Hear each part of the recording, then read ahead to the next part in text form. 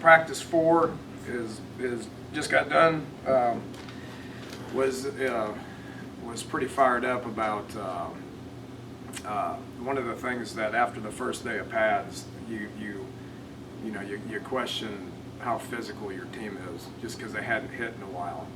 And we talked a lot about that in meetings today. We got in here about 2:30 and had a couple hours of meetings and talked a lot about being a more physical football team, which I don't care what kind of offense you run, what kind of defense you run, any of that.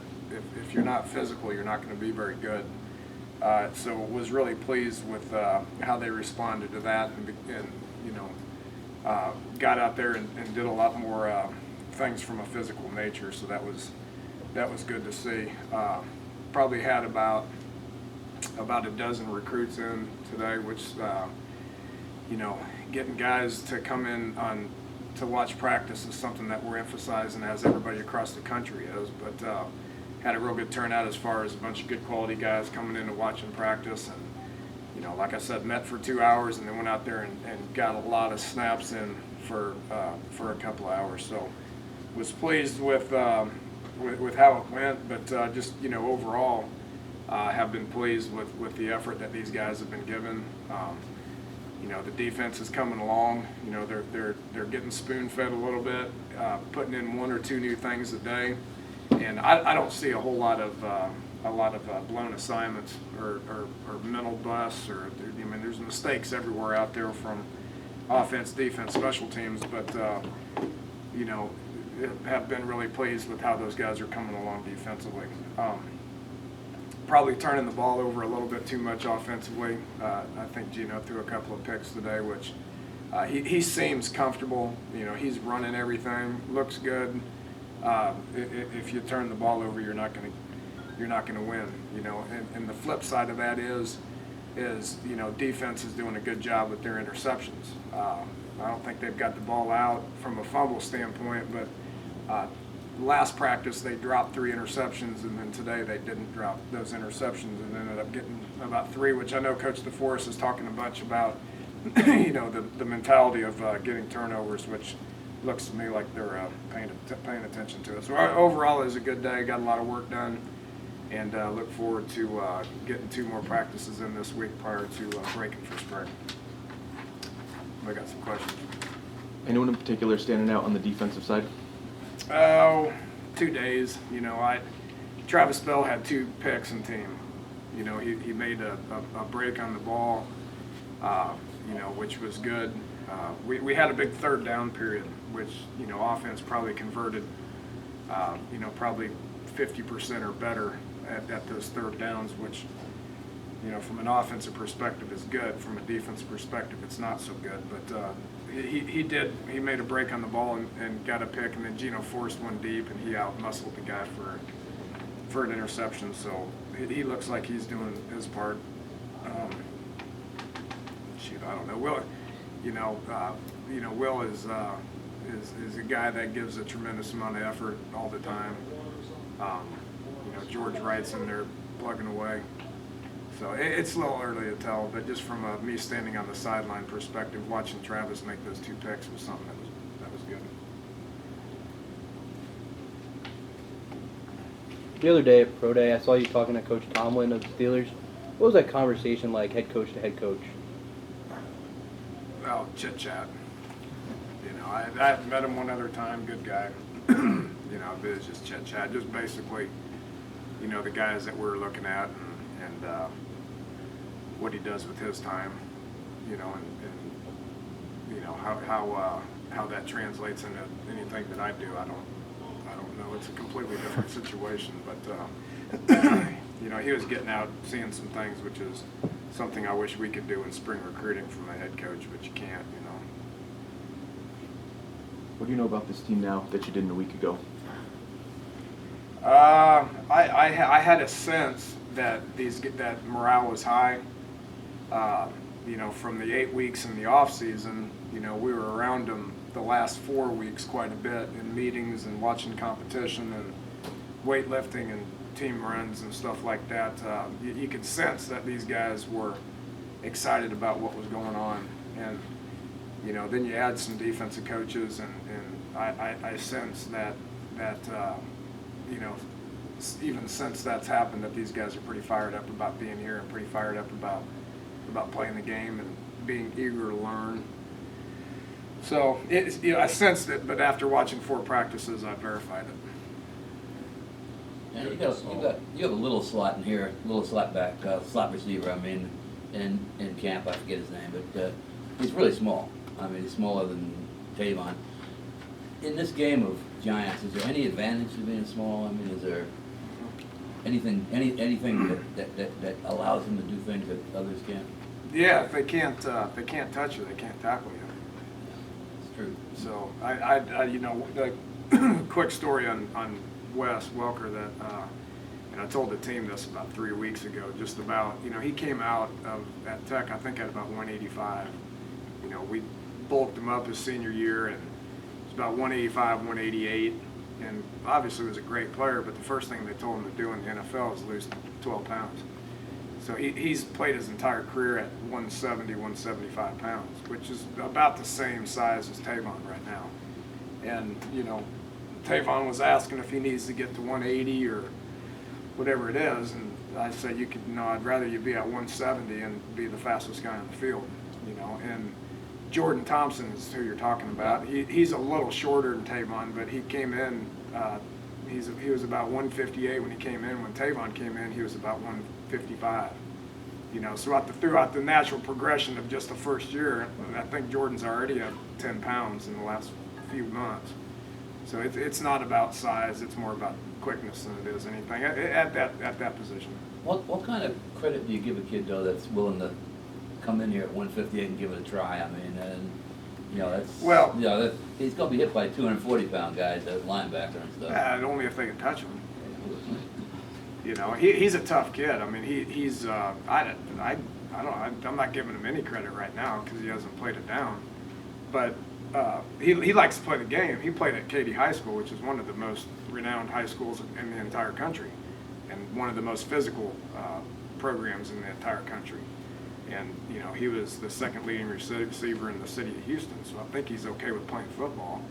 We recruit guys based on what their film says, and he scored like 21 touchdowns at one of the best high schools across the country. So I think the guy can play football. And you get him out there, and he's pretty excited and playing hard. I think his helmet popped off and he got hit in the head by a DB who had a helmet on. It could have been bad, but he just put his helmet back on and was ready for the next snap.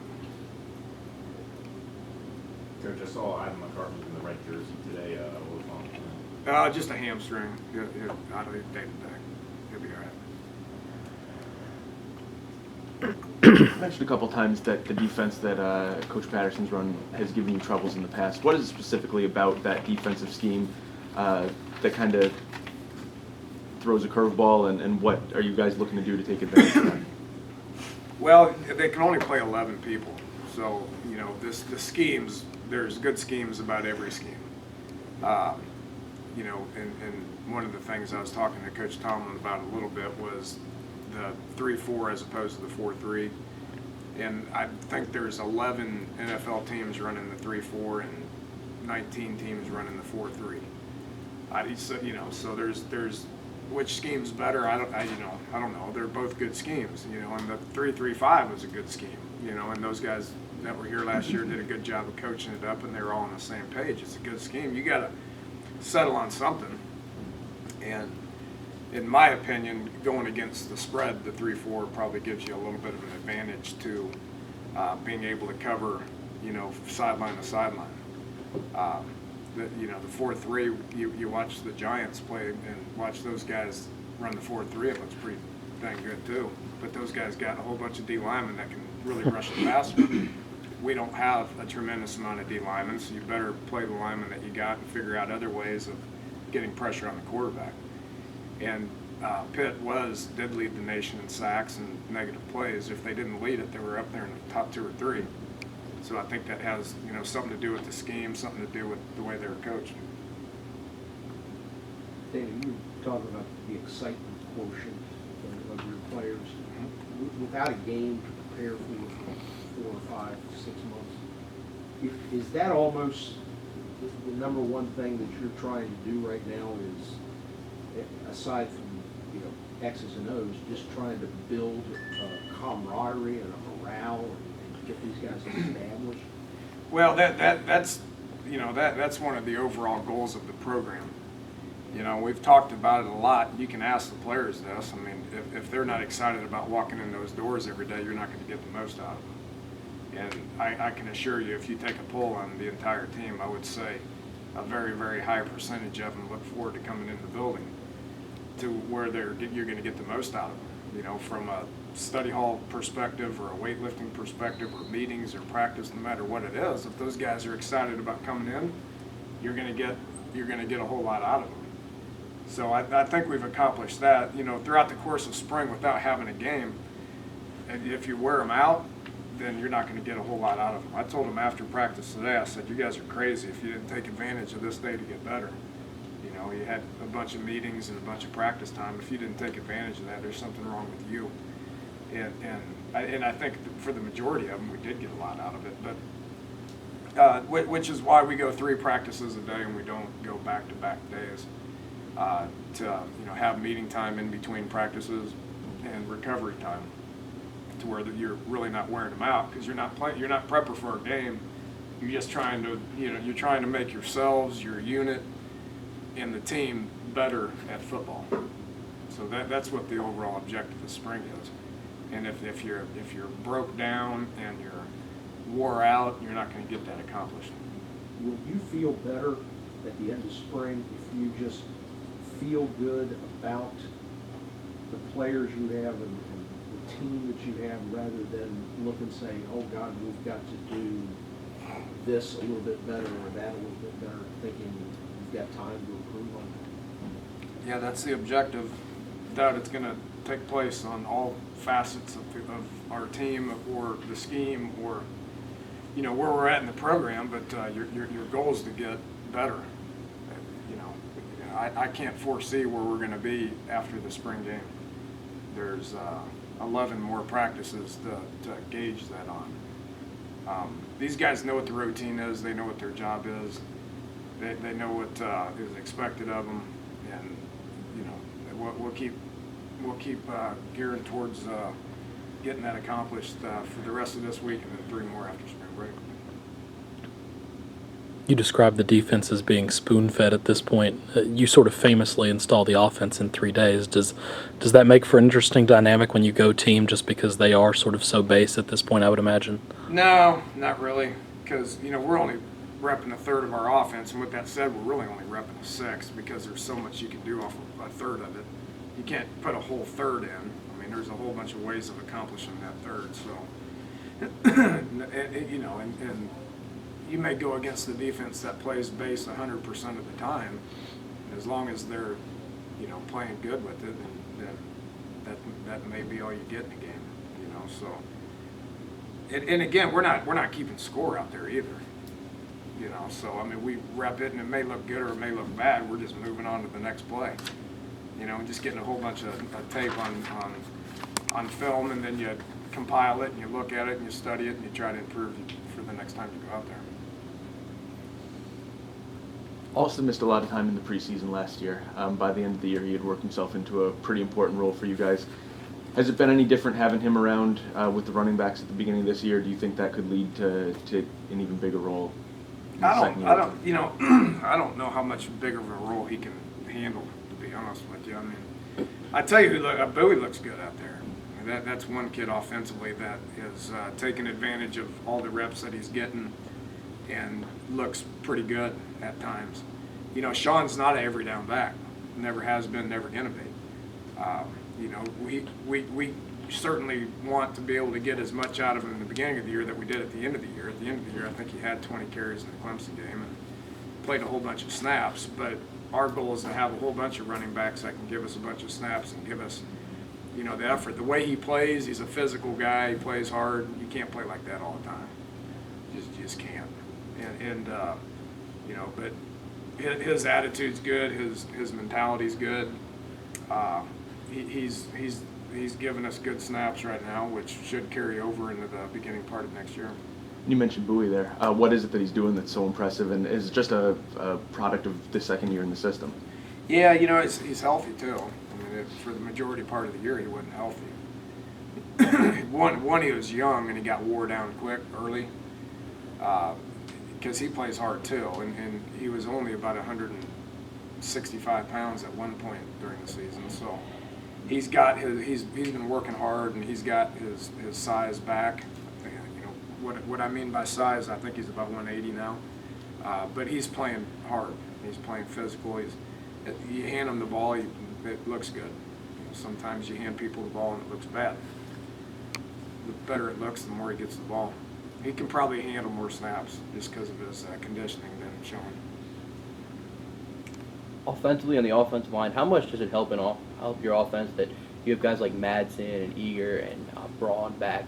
How much does that experience help you? Yeah, the first group looks good. They got a chance to be as good as we've been around. Joey's great.